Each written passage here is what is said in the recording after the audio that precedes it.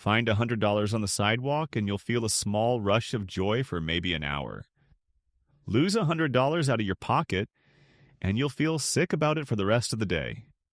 Same amount of money, same objective change to your bank account, completely different emotional weight. That asymmetry isn't a personality flaw. It's one of the most replicated findings in behavioral economics, and it quietly runs a huge share of your daily decisions without you ever noticing it. The discovery goes back to psychologists Daniel Kahneman and Amos Tversky, who in 1979 published what became one of the most cited papers in economics, laying out something they called prospect theory. Before their work, economists mostly assumed people evaluate money in absolute terms. A dollar gained and a dollar lost should register as equal and opposite. Kahneman and Tversky ran a series of experiments and found something different. Across dozens of scenarios, people rated the pain of a loss as roughly twice as intense as the pleasure of an equivalent gain. Losing $50 didn't feel like the mirror image of finding $50. It felt substantially worse. This isn't just a lab curiosity because the same asymmetry shows up the moment you watch how people actually invest.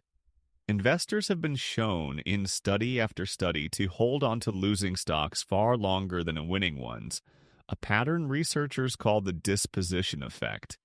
Selling a loser means officially converting it from a hoped-for recovery into a locked-in loss, and the brain treats that moment of locking it in as almost its own separate injury, on top of the original loss itself. So people wait and hope and hold, sometimes riding a stock down for years, past the point any rational forecast would recommend, purely to delay the moment of confirmed pain. Kahneman and Tversky's data pointed to something deeper than simple emotion. They proposed that people don't judge outcomes against some fixed, absolute scale. They judge everything relative to a reference point, usually wherever they currently stand, and losses relative to that reference point are weighted roughly twice as heavily in the brain's internal accounting as identical-sized gains. This is why a raise that comes in smaller than expected can feel like a pay cut, even though your income went up. Your brain wasn't measuring the actual number. It was measuring the gap between the number and whatever you'd already mentally priced in as normal. Marketers figured this out long before most consumers did, and loss aversion is why so much of modern persuasion is built around the fear of losing something rather than the promise of gaining something. A free trial that automatically converts to a paid subscription isn't primarily selling you a service. It's quietly making the product feel like something you already own, so that canceling later registers as a loss instead of simply declining a new purchase. Limited time offers work the same way, reframing a purchase you were never going to make anyway into a deal you're now at risk of losing. None of this requires you to be gullible. It requires you to have a completely ordinary human brain. There's a neurological layer underneath all of this too.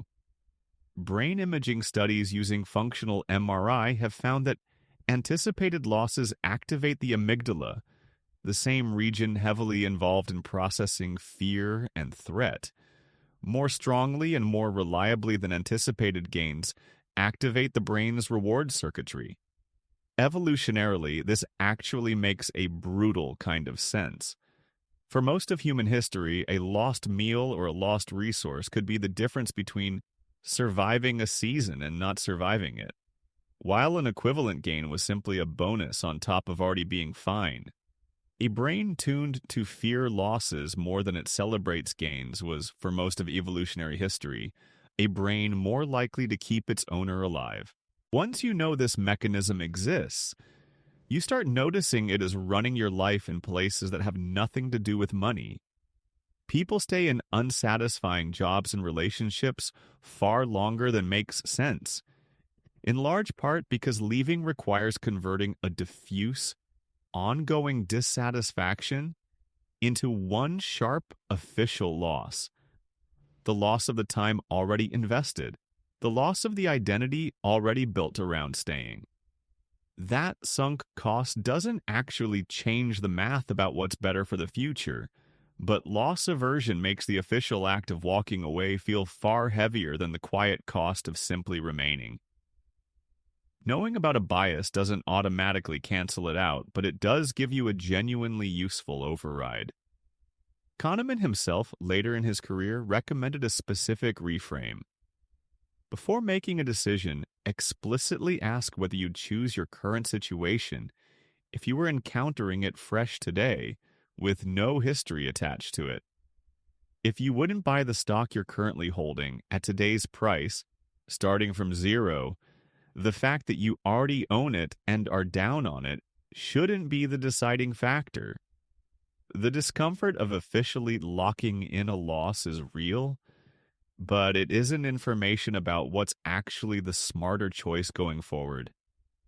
So the next time you feel a purchase deadline, creating urgency, or find yourself holding on to something well past the point it's serving you, the feeling isn't proof that stopping would be a mistake.